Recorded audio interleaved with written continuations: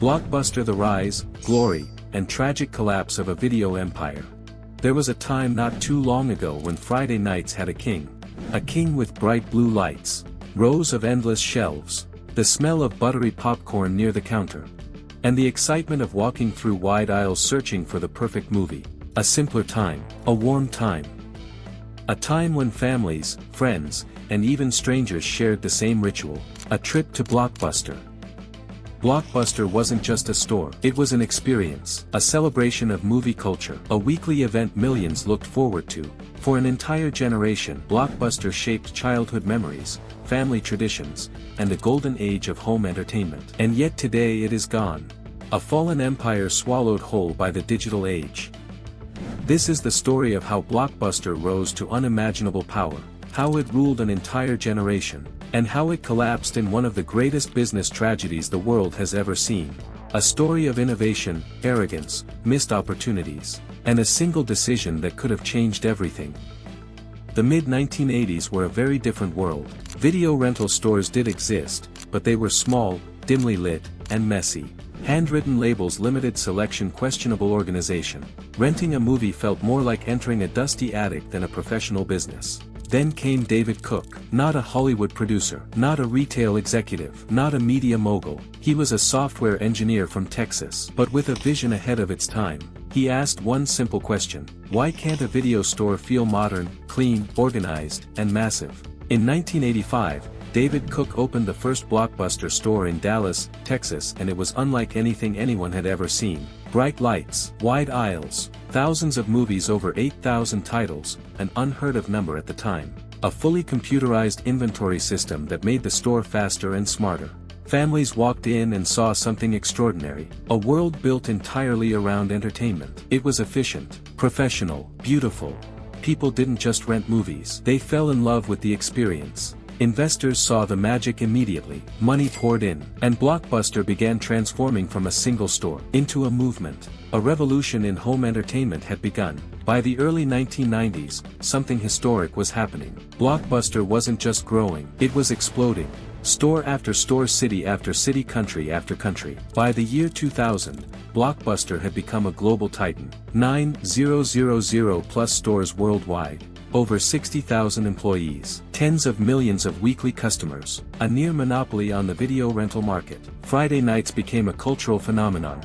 Long lines at the checkout, crowds rushing toward the new releases wall, kids begging their parents for one more movie or a pack of candy. Outside many stores, you'd see signs proudly displaying, "New tonight," and people actually lined up, sometimes outside the door, just to rent a new film. Blockbuster had not just become a successful company. It had become a symbol of 90s culture. Be kind, rewind, the cultural icon. Few slogans in corporate history became as iconic as "Be kind, rewind." It was a gentle reminder to rewind VHS tapes before returning them. But over time, it became something larger. A symbol of an era. A memory shared by millions. A phrase that instantly brings back nostalgia. The money machine. Blockbuster generated billions of dollars annually. Not just from rentals, but from something customers absolutely despised: late fees. These fees accounted for nearly 16% of the company's total profits. Customers hated them. But Blockbuster didn't care. Money was flowing. Stores were full. Investors were happy.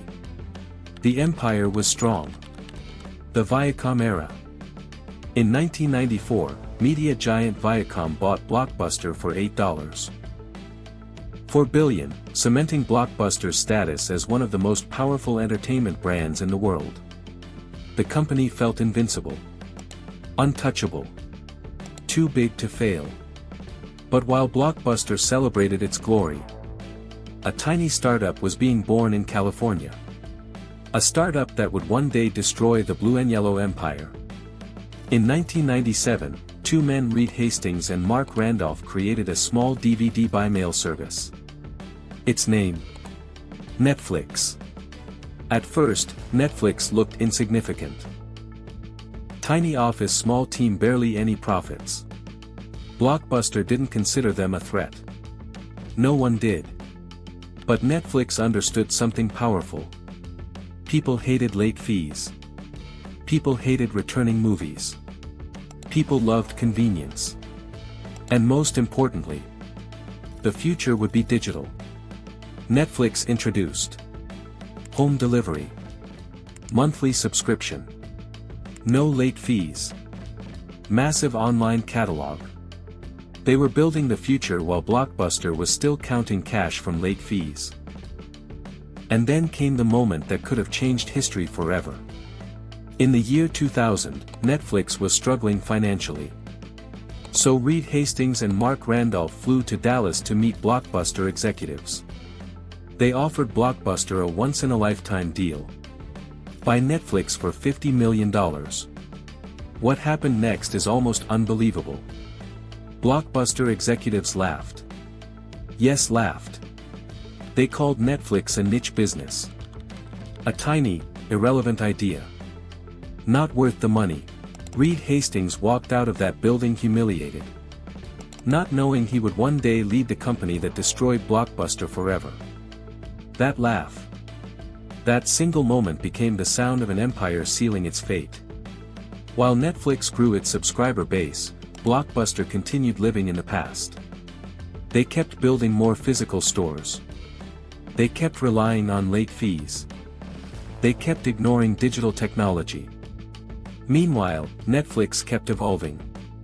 1. The algorithm.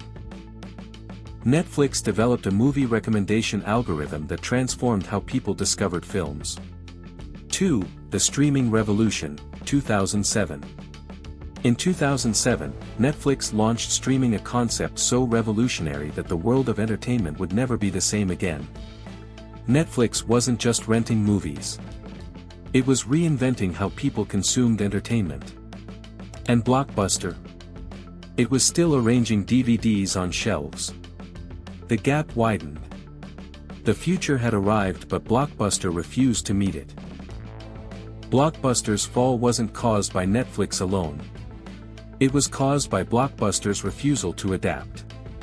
Here were the fatal mistakes. 1. Addiction to late fees. Customers hated them. Blockbuster ignored them. Netflix eliminated them. 2. Ignoring the internet. Executives believed customers would always prefer physical stores. They couldn't imagine a world where movies streamed instantly. 3. Leadership chaos. Frequent CEO changes. Conflicting visions. No long-term strategy. 4. Overexpansion. 9,000 stores meant 9,000 rents, salaries, lights, repairs.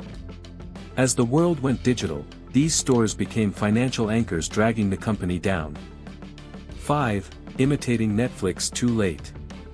Only when Blockbuster was already dying did it launch its own subscription service. But Netflix was already too far ahead.